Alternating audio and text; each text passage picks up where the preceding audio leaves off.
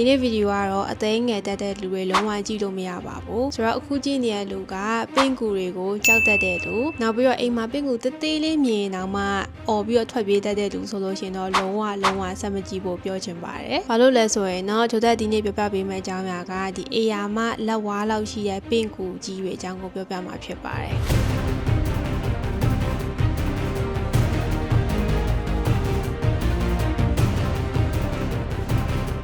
ကမ္ဘောဒီးယားနိုင်ငံမှာဒီလိုလက်ဝါးလောက်ရှိတဲ့အေယာမပင့်ကူကြီးတွေကိုသူတို့တွေကအယုတ်ကလေးတွေလိုမျိုးအဆော့ကစားပြီးတော့ဂိုင်းနေကြတယ်ပြီးတော့သူတို့ကအရန်ကိုအရသာရှိရဲ့အစားအစာတစ်ခုအနေနဲ့အလူရက်ဖမ်းပြီးတော့အစားတောက်နေကြတာပါဆိုတော့ဒီနေ့ဗီဒီယိုထဲမှာဒီလိုမျိုးပင့်ကူအကြီးကြီးတွေကိုဘယ်လိုမျိုးဖမ်းကြလဲဘယ်လိုမျိုးချက်ပြုတ်စားတောက်ကြလဲနောက်ပြီးတော့ဒီလိုမျိုးပင့်ကူစားတဲ့အလေးအထားကဘယ်ကနေဘယ်လိုဖြစ်လာလဲစတဲ့အကြောင်းအရာတွေကိုအသေးစိတ်ပြောပြပေးမှာဖြစ်ပါတယ်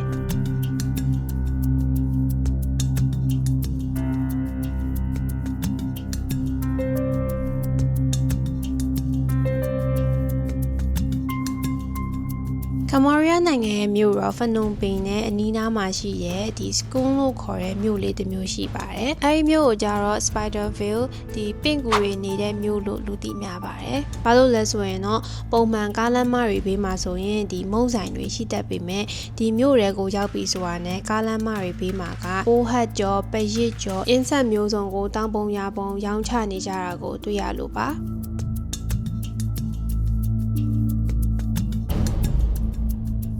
ခီးသွားတွေကကားခဏရက်နားပြီဆိုတာနဲ့ကလေးတွေကပြေးလာတတ်ပြီးတော့သူတို့မှာပါလာတဲ့ဒီပင့်ကူကြီးတွေကိုရောင်းလေးရှိပါတယ်တချို့ခီးသွားတွေကတော့ကြောင်းလန့်တကြားထွက်ပြေးကြပေမဲ့တချို့ကကြတော့လည်းအမှတ်တရအနေနဲ့ဒီပင့်ကူကြီးတွေနဲ့ဓာတ်ပုံရိုက်လေးရှိကြပါတယ်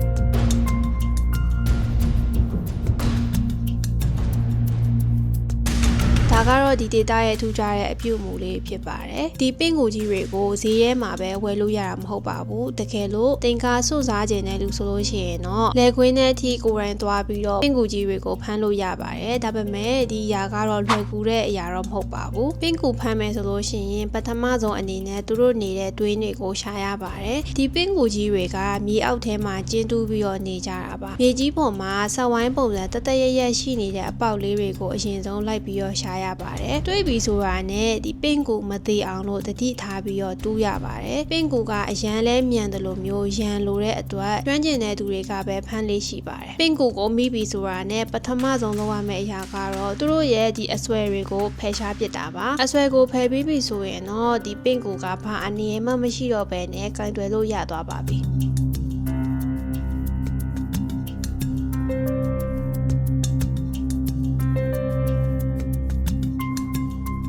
အထူးသဖြင့်မျိုးပွားရာဒီမှာဆိုလို့ရှိရင်တော့ဥတွေပြည့်နေတဲ့ဒီပင့်ကူကြီးတွေကိုပို့ပြီးတော့အမျက်တနိုးရှာဖွေကြပါတယ်ဒီပင့်ကူရဲ့ဥတွေက9ဥလိုမျိုးပဲအရန်ကိုစားလို့ကောင်းပြီးတော့အာဟာရအပြည့်ရှိတယ်လို့ပြောပါတယ်Okay ဒုတိယအနေနဲ့ကတော့ဒီဖမ်းလို့ရတဲ့ပင့်ကူတွေကိုဘသူတို့ကဘယ်လိုမျိုးချက်ပြုတ်စားတောက်ကြလဲပေါ့နော်ဒါကတော့အားလုံးလည်းသိကျင်နေကြမယ်လို့ထင်ပါတယ်ချက်များတဲ့နီလန်ကတော့ deep fry ပေါ့နော်စီပူပူတွေကိုထည့်ပြီးတော့အကျွတ်ကြော်တဲ့နီလန်ပဲဖြစ်ပါတယ်သူတို့ကအရင်ဆုံးပင့်ကူကိုကြက်သွန်ဖြူငရုတ်သီးတံမယာရွက်စတာတွေနဲ့နယ်ပြီးတော့စီပူပူတွေကိုထည့်ပြီးတော့ကြော်တာပါ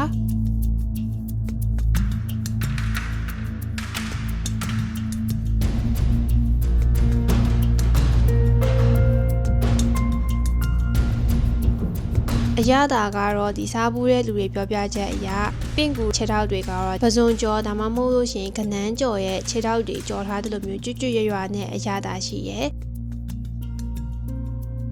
ပြီးတော့ဘိုက်ပိုင်းမှာဆိုလို့ရှိရင်တော့ဒီအသားတွေဥတွေနဲ့အမဲရောင်အနှစ်တွေပါပါတယ်ဒါကတော့ကြက်ဥအနှစ်လိုမျိုးစိတ်ပေမဲ့တချို့လူတွေအတွက်ကတော့နည်းနည်းတော့စားရတာအဆင်မပြေဖြစ်နိုင်ပါတယ်ပင့်ကူရဲ့ကိုယ်ပေါ်မှာရှိတဲ့အမွှေးမြင်တွေကတော့ကြော်လိုက်တဲ့အခါမှာရှိနေသေးပါတယ်အဲအတွက်ကြောင့်မို့လို့ရှားပေါ်မှာခန်းစားချက်ကတော့တော်တော်လေးထူးဆန်းနေမှာပါနောက်ဆုံးအနေနဲ့ကတော့ဒီဒေတာမှာရှိရဲ့ကမ္ဘောဒီးယားလူမျိုးတွေကဘာဖြစ်လို့ပင့်ကူတွေကိုစားပစ်သွားလဲဆိုတာကိုပြောပြပေးပါမယ်ဒါကတော့သူတို့ကအရန် န်ကိုစားကျင်စရာကောင်းလို့စားပစ်သွားတာမဟုတ်ပါဘူး1980ပြည့်နှစ်တွေတုန်းကဒီကမ်ဘောဒီးယားမှာခမာနီတွေအုပ်စိုးစင်တုန်းကပေါ့နော်သူတို့ကအရန်ကိုအစားအသောက်ငတ်မွတ်ခေါင်းပါမှုကိုအကြီးအကျယ်ကြုံတွေ့ခဲ့ရပါတယ်စားစရာဘာမှမရှိတဲ့အခါမှာလူတွေကအသက်ရှင်မှုအတွက်တောထဲမှာရှိတဲ့ပင်ကူတွေနဲ့အင်ဆက်တွေကိုရှာဖွေစားတောက်ခဲ့ကြပါတယ်အဲဒီလိုကနေပြီးတော့ဒီလေအထားကအရင်ကြီးမှုတစ်ခုလိုမျိုးဖြစ်လာခဲ့တာပါဆိုတော့အခုခေတ်မှာဆိုရင်တော့ဒါကစားစရာမရှိလို့ဆင်းရဲလို့စားရဲဆိုတာထက်ဒီ data ရဲ့ data ထွက်အစားအစာတစ်ခုလိုမျိုးစားသုံးလာကြတာဖြစ်ပါတယ်ဆိုတော့ဒီလေအထားကလည်းအခုချိန်မှာဆိုရင်ကဘာလက်ခီးသွားတွေကိုဆွဲဆောင်နေတာဖြစ်ပါတယ်